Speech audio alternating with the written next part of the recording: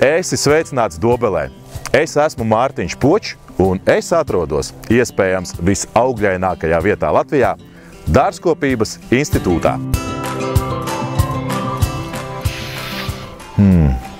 Domājot par dabas augļu smaržu un receptēm, kuras dzimst šajā vietā, es gribu tev izstāstīt to, kā top gardākā Elzas ābolu rauša recepte no vecmāmiņas pūrelādes.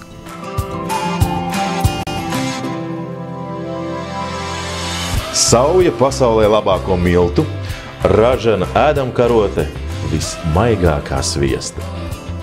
2 karotes ar visirdanāko cukuru. Tučs sāls pildījumam.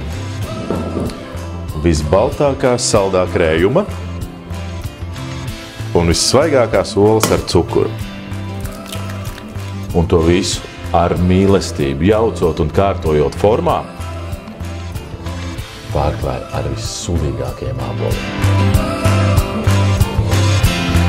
Jā, tā top Elzas ābolu rauša recepte. Ja arī tev ir ko rādīt, vai aizgaldē ir paslēpusies kāda ābolam veltīta recepte, vai tu vēlies izzināt, izspēlēt, izgaršot rudens varenāko augļu ābolu, tad tiekamies 5. oktobrī šeit, Dārzkopības institūtā, ābolu svētkos. Tevi gaidīs muzikāls priekšnesums no grupas Kaut kaili, degustācijas, rotaļu programma, mājražotāju tirdziņi un daudz kas cits. Tiekamies!